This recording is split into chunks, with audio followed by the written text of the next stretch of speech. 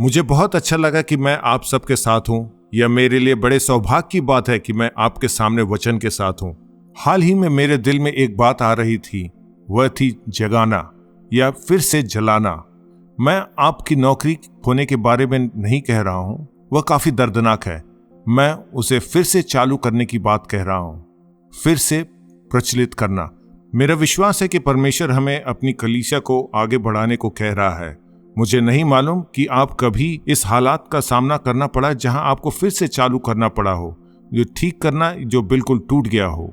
जब मैं छोटा था तो मेरे साथ एक दुर्घटना घटी जहां हमारी गाड़ी पूरी तरह टूट गया था। काफी लोग ने कहा कि इसे रद्दी में दे दो, पर मेरे पिताजी जो एक मैकेनिक थे, उन्होंने कहा नहीं, मैं इसे ठीक कर दूंगा। मेरे पिताजी वापस जाकर उस गाड़ी की पूरी पुरानी अच्छी हालात की तस्वीर देखकर उस पर काम चालू किए और प्रभु की दया से और पिताजी की कुशलता के कारण हमारी गाड़ी को वापस ठीक कर दिया और काफी सालों तक वह गाड़ी चल रही थी। उसी प्रकार हमें कलीसिया को अगर फिर से चालू करना है तो उसके मूल रूप को देखना होगा, वह मूल इरादा जो परमेश्वर ने कलीसिया के लिए कहा था। आप कहेंगे कलीसिया तो बंद नहीं हुआ क्योंकि हम ऑनलाइन देख रहे हैं। यह सच है, पर दूसरा सच यह है कि यीशु ने कहा अपनी कलीसिया का निर्माण मैं इसी पत्थर पर करूंगा, अधोलोक की फाटक इस पर अधिकार ना कर सकेंगे। यह जो कलीसिया शब्द है उसका अर्थ है लोगों का एक समूह, एक उद्देश्य के लिए एक साथ इकट्ठा होना। तो हम सब को एक साथ मिले बिना कलीसिया कार्य नहीं कर सकता। 2 या 3 लोग हो सकते हैं। यीशु कहते हैं जहां 2 या 3 व्यक्ति मेरे नाम पे इकट्ठा होते हैं वहां मैं उनके साथ हूं। वह फिर शुरू करना चाहते हैं। हम एक साथ मिलकर आराधना करना काफी महत्वपूर्ण होता है।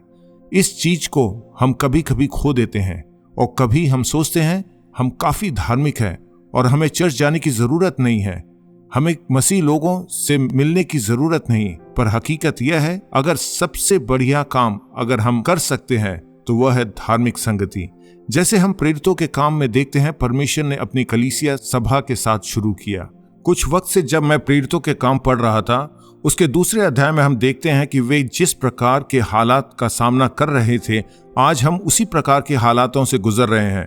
प्रेरितों के काम उसका दूसरा अध्याय 1 से 4 तक हम पढ़ेंगे।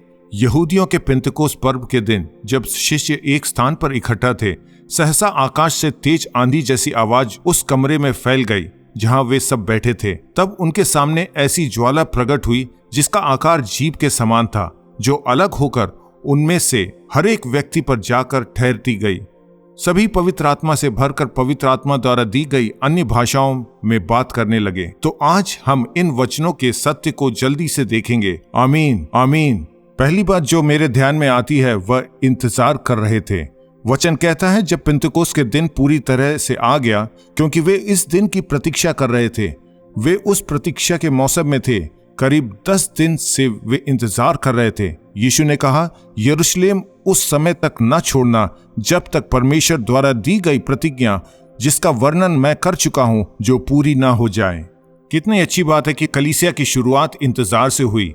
तो यह महसूस कराता है कि कलीसिया फिर से इंतजार करते हुए फिर से प्रचलित हो सकता है। क्या आप जानते हैं कि कभी कभी हमें इंतजार करते हुए अपना समय बर्बाद कर देते हैं, क्योंकि किसके लिए और किस चीज के लिए हमें पता नहीं रहता। मुझे आपके बारे में नहीं मालूम, पर मुझे इंतजार करना बिल्कुल पसंद नहीं है। और शायद आप सरकारी प्रतिबंधों का इंतजार कर रहे होंगे या आप विश्वविद्यालय वापस जाने के लिए, मुझे नहीं मालूम किसका इंतजार आप कर रहे हो। पर अगर हम यह इंतजार हम अपने परमेश्वर की ओर करें तो हम शायद समय बर्बाद नहीं करेंगे। परमेश्वर पर प्रतीक्षा करना कुछ शक्तिशाली बात है। परमेश्वर पर इंतजार करना हम में से कई विश्वासी भूल गए हैं। प्रेरितों के काम पहला अध्याय उसके 8वें पद में यही दर्शाता है कि यरूशलेम उस समय तक नहीं छोड़ना जब पवित्र आत्मा आने तक, क्योंकि पवित्र आत्मा तुम पर उतरने पर तुम्हें सामर्थ प्राप्त होगा और तुम यरूशलेम, सारे यहूदिया, समरिया तथा पृथ्वी के दूर दूर तक क्षेत्रों में मेरे गवाह होगे। मैं इंतजार करना पसंद करने लगा। यह परमेश्वर पर इंतजार करने का जुनून को ताजा कर दिया। पिछले कुछ हफ्ता से प्रभु पर प्रतीक्षा करने के बारे में संदेश सुन रहा था। मुझे लगा कि मैंने प्रार्थना की, परमेश्वर के साथ समय व्यतीत किया, वचन पढ़ने में समय व्यतीत किया, पर मैंने सोचा कि अब मैं परमेश्वर पर प्रतीक्षा करूंगा। मैं आराधना के गीत सुनते हुए पर वहां परमेश्वर पर इंतजार करने लगा और मैं कहने लगा, परमेश्वर क्या आप अपनी उपस्थिति से इस जगह को भरेंगे? और मैं बताना चाहता हूं कि परमेश्वर की उपस्थिति उस जगह में भरने लगा और मैं उसकी उपस्थिति को महसूस करने लगा। वह इतना वास्तविक और शक्तिशाली था कि मैं उस कमरे से बाहर नहीं आना चाहता था। परमेश्वर पर इंतजार करना काफी प्रभावशाली है। और जैसे हम यशायाह की किताब में देखते हैं, यशायाह एक ऐसा व्यक्ति था जो यीशु मसीह के बारे में सबसे अचूक भविष्यवाणी की थी। वह एक ऐसा व्यक्ति था जो परमेश्वर पर प्रतीक्षा करने की कला को जानता था। यशायाह 8 उसके 17 कहता है कि मैं याहवे की प्रतीक्षा करूंगा जो याकूब वंश से अपना मुख छिपाए हुए है। मैं उन्हीं पर आशा लगाए रहूंगा। और उसके 40वें अध्याय उसके 31 में देखते हैं, परंतु जो याहवे पर भरोसा रखते हैं वे नया बल पाते जाएंगे। वे उकाबों की नाय उड़ेंगे। वे दौड़ेंगे किंतु श्रमित ना होंगे, चलेंगे किंतु थकित ना होंगे। क्या आप जानते हैं कि पर्थ में जब हालात बिगड़ रही थी तो लोग टॉयलेट पेपर के इंतजार के लिए लंबी कतारें बनाए हुए थे। मैंने देखा कि लोग दुकानों के बाहर आईफोन और आईपैड के इंतजार में रात भर बाहर सोते हैं और इंतजार करते हैं। हमें उससे कोई एतराज नहीं, पर क्या हमें इससे ज्यादा परमेश्वर का इंतजार नहीं करना चाहिए? उस पर इंतजार करना काफी प्रभावशाली है। अगर हम इन इंतजार की घड़ियों को अगर परमेश्वर की ओर लगा दे तो काफी आश्चर्यजनक चीजें हो सकती हैं। यहाँ तक कि आज की सभा समाप्त होने के बाद परमेश्वर पर इंतजार करना चालू कर सकते हो। आप एक दूसरे के लिए प्रार्थना कर सकते हो, एक दूसरे के साथ प्रभु भोज ले सकते हो। यही सब हम सभा के समाप्त होने के बाद करते हैं। एक दूसरों के लिए प्रार्थना करते हैं ताकि वक्त बर्बाद ना हो। क्या आप इसके लिए आमीन कह सकते हैं? दूसरी बात जो मैं कहना चाहता हूँ, मिलकर रहना, इकट्ठा रहना। ये सब एक साथ थे, आपसी मेल के साथ एक जगह में थे। हमने कुछ पल पहले देखा कि एक साथ मिलकर रहना कितना महत्वपूर्ण है। अगर इकट्ठा नहीं हो सकते तो कलीसिया नहीं कह सकते। वास्तव में परमेश्वर भी यही चाहते हैं कि मिलकर कलीसिया का निर्माण हो। यीशु ने इसे काफी सरल कर दिया था, जहां 2 या 3 मेरे नाम पर इकट्ठा होंगे मैं उनके बीच में रहूंगा। पर हमें एक साथ मिलना जरूरी है, चाहे वे कुछ लोग हो या फिर सैकड़ों लोगों के ऊपर हो। पहले कलीसियाओं का जन्म इसी प्रकार हुआ था, जो उस शहर, उस क्षेत्र और दुनिया को बदल दिया। अगर आप अजूजा स्ट्रीट जानते हो तो उस महान अजूजा जागृति वह केवल कुछ लोगों के मिलने से शुरू हुआ। देखिए, परमेश्वर बुद्धिमानों को भ्रमित करने के लिए इस दुनिया की मूर्खतापूर्ण चीजों को उपयोग करता है। हमारे एक साथ मिलकर दुनिया बदलने के लिए परमेश्वर हमें उपयोग करता है। इसी प्रकार किंगडम सिटी भी शुरू हुआ था। पहले कुछ लोग एक कमरे में इकट्ठा हुए और फिर आगे आश्चर्यजनक चीज होने लगी। लॉकडाउन के 1 सप्ताह पहले हम सब चर्च जाने को तैयार हो रहे थे। हालांकि उस दिन पर्थ में हमारी एक सभा में मैं वचन से बात कर रहा था।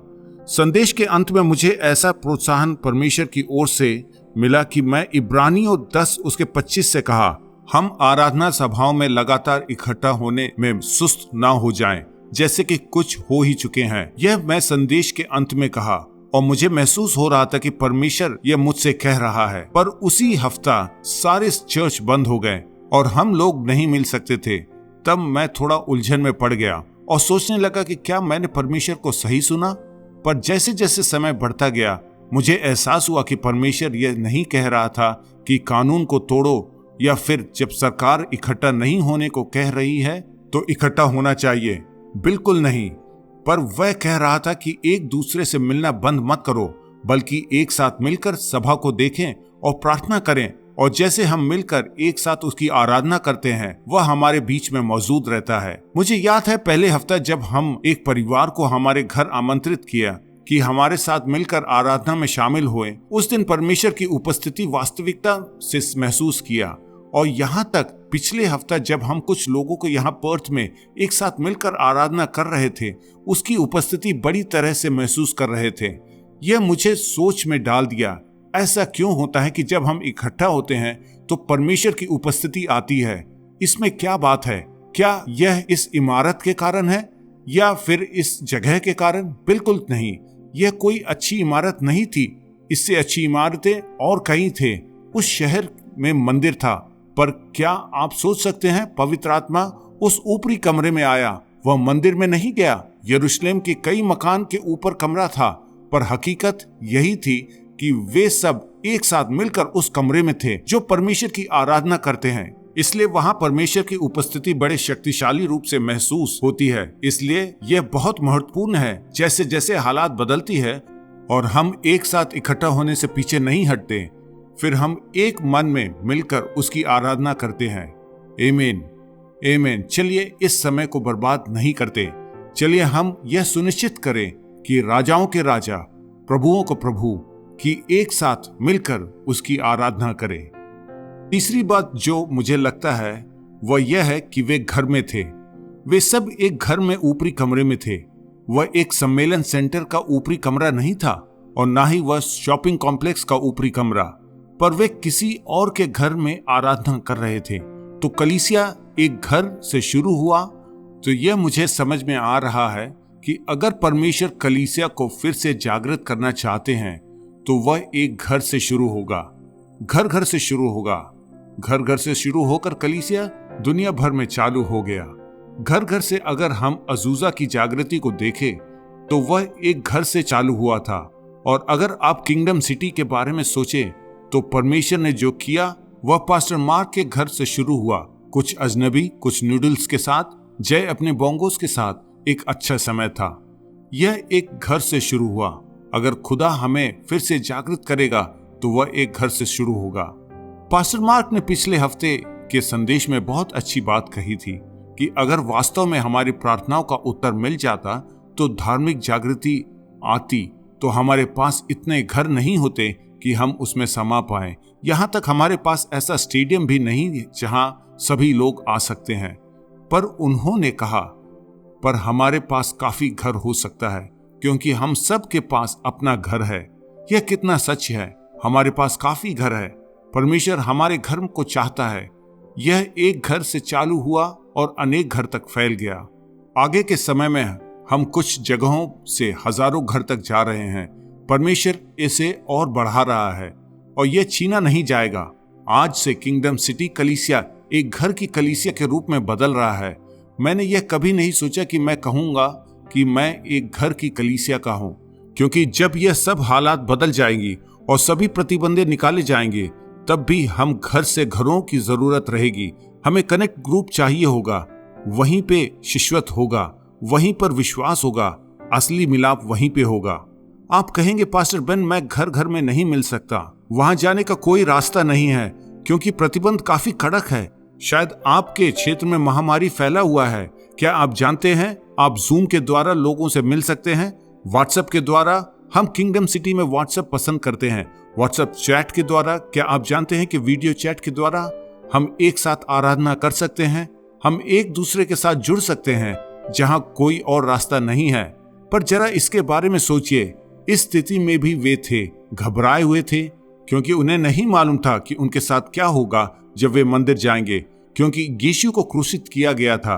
और फिर भी वे एक साथ इकट्ठा होकर जहां पर सुरक्षित है, बुद्धिपूर्वक हम एक साथ मिलते हैं। अगर एक या दो ही हों फिर भी मिलकर उसकी आराधना करें। घर से घर हमारे साथ रहेगा। यीशु को हमारे घर की जरूरत है। और चौथी बात यह है जो मेरे मन में आ रही है कि वे सब पवित्र आत्मा से भर गए थे। आग जैसे उन पर गिर पड़ी, एक व्यक्ति के ऊपर नहीं पर 120 लोगों के ऊपर उस ऊपरी कमरे में थे। एक एक के ऊपर हम बात कर रहे थे फैलने की। काफी कुछ फैल रहा था, खबरें फैल रही थी। और क्या फैल सकती है? आग फैल सकती है। जब परमेश्वर की पवित्र आत्मा की आग फैलेगी वह एक अच्छी बात होगी। जब जागृति फैलेगी एक बेहतरीन बात होगी। उसकी उपस्थिति जब फैलेगी अच्छा होगा। और इस वक्त हम विश्वास करते हैं कि पवित्र आत्मा की आग हम पर आएगी और हमसे एक दूसरों की ओर फैलेगी। आपको पता है कि इस अविश्वसनीय मिलाप के बाद जब पतरस द्वार के बाहर पहुंचा तो करीब 3000 लोग ने परमेश्वर के संदेश पर अपना जीवन समर्पण किया। अगर फैलने की बात करें तो पवित्र आत्मा की अग्नि फैलती है। वह एक घर से चालू हुआ और हजारों घर तक पहुंच गया। काफी लोग शामिल हो रहे थे और प्रभु भोज में भाग ले रहे थे। जागृति एक जगह से चालू हुआ और हर एक जगह में फैल गया। उन्होंने अपने से बाहर जाने दिया। मुझे प्रेरितों के काम उसके दूसरे अध्याय के 47 पद बहुत ही पसंद है। परमेश्वर इनमें प्रतिदिन उनको मिलाते जा रहे थे जो उद्धार प्राप्त कर रहे थे। परमेश्वर रोज लोगों को बढ़ा रहे थे। यह सोचिए, उन्हें कोई सभा के आगे नहीं बुला रहा था। वे रास्तों में, घरों में लोगों को बुला रहे थे और लोग उद्धार पा रहे थे। क्यों? क्योंकि धार्मिक जागृति फैल रही थी। वे सब पवित्र आत्मा की आंख से ज्वलित थे और वह अन्य लोगों तक फैला रहा था। क्या आप जानते हैं कि परमेश्वर हमसे सुसमाचार बांटने को कह रहा है, ताकि हमारे परिवारजन, पड़ोसी लोग सब प्रभु को जान ले और उसकी ओर आए। लोग अपने परिवार और दोस्तों को अपने घर बुला रहे हैं। हम भी वही कर रहे हैं। कनेक्ट ग्रुप के द्वारा कई लोग बचाए जा रहे हैं। कई लोग बाहर से आकर बदल रहे हैं और यहाँ तक बपतिस्मा भी ले रहे हैं। परमेश्वर आगे बढ़ा रहे हैं और वह हमारे ऊपर सुसमाचार प्रचार करने कह रहा है। वह हमें इकट्ठा इसलिए करता है ताकि हम लोगों तक फैले। वह हमारे हित के लिए इकट्ठा नहीं कर रहा है, पर लोगों तक हमें तितर बितर कर रहा है ताकि हमें दुनिया के कोने कोने तक सुसमाचार सुना सके। जो एक कमरे से चालू हुआ था, एक घर से, यरूशलेम से, इस वक्त, इस मौसम में हजारों घरों तक, लोगों तक फैल रहा है। अनेक शहरों, क्षेत्रों तक फैल रहा है। हम अपने आप को पवित्र आत्मा के उस अग्नि से भरकर आगे और फैलाना चाहिए। इस मौसम में परमेश्वर की अग्नि फैले और काफी लोग तक पहुंचे।